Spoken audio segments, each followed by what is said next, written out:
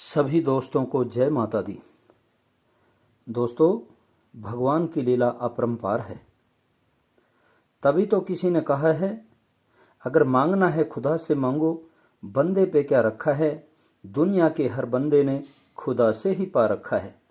इंसान को अपनी झोली भगवान के सामने ही फैलानी चाहिए, क्योंकि वो ही रहमत का दातार है।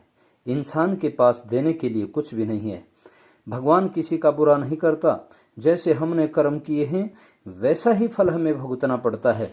भगवान की नियति पर कभी शंका मत करना। हर संकट में वो ढाल बनकर हमें बचाने के लिए आता है। सब कर्मों के ही लेख हैं, तभी तो कहते हैं कर्मों के लेख बंदे खड़ा खड़ा देख। कर्मों से ही राज, कर्मों से ही ताज होता है। किस कर्म का फल कब दे, ये तो मालिक का अंदाज होता है। मालिक से बड़ा शुभ चिंतक इंसान का कोई नहीं हो सकता। फिर भी कई बार बंदा उसके अंदाज को पसंद नहीं करता और अंत में उसकी समझ में आता है कि भगवान ने जो कुछ किया है वो बिल्कुल ठीक किया है। ऐसी ही एक सुंदर कहानी आपको सुनाने जा रहा हूं। उससे पहले अगर आपने वास्तु ज्ञान टोटल चैनल पहली बार देखा है तो चैनल को सब्सक्राइब जरूर कर लें। एक बार एक अमीर आदमी वे समुद्र भ्रमण के लिए एक नाव तैयार करवाता है। जब भी समय मिलता वो नाव में बैठकर समुद्र में घूमने के लिए चला जाता। कुछ समय गुजरा।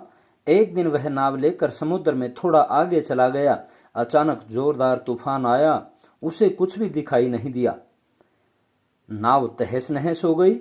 वह छटपटाने लगा, लेकिन किसी तरह तैरते तराते बचते बचाते एक टापू पर जा पहुंचा। तूफान कुछ शांत हुआ। टापू में जाकर वह चारों ओर देखता है तो जल ही जल नजर आता है। भगवान का बार बार शुक्रिया अदा करने लगा। हे मालिक, कम से कम जान तो बचाई। सोचने लगा, मैंने जिंदगी में किसी का बुरा भी नहीं किया, लेकिन अंत में सोचा मालिक ने जान बचाई है तो आगे का रास्ता भी वही देगा। फिर खाने के लिए कुछ भूख लगी तो टापू में भोजन की तलाश करने लगा। जो भी हो, फल पत्ते खाकर समय गुजारने लगा। उसने सोचा वह टापू में फंस गया है, लेकिन भगवान पर अटल भरोसा था। उसके मन में आई, पता नहीं टापू में कितने दिन रुकना पड़ेगा। उसने एक झोंपड़ी बनाने की सोची। कुछ लकड़ी और कुछ घास फूस इकट्ठा करके धीरे धीरे उसने एक झोंपड़ी तैयार कर ली। झोंपड़ी के बाहर खड़ा होकर देखने लगा और सोचने लगा कि आज तो झोंपड़ी में चैन से सोऊंगा। धीरे धीरे शाम हुई। अचानक मौसम ने करवट ली। जोर से बिजली कड़की और बिजली कड़क कर सीधी झोंपड़ी पर जा गिरी और झोंपड़ी धू धू कर जलने लगी और थोड़ी ही देर में पूरी तरह जल गई। वह आदमी रोने लगा और मालिक से कहने लगा, हे मालिक, ये तेरा कैसा इंसाफ है। पहले समुद्र में तूफान में फंसा दिया, वहां से बचाया टापू में, और टापू में झोंपड़ी बनाकर जीवन गुजारने की सोची तो ये तूने जला दी। तू कैसा भगवान है। बस ये सोच ही रहा था, अचानक टापू में एक नाव आकर रुकी।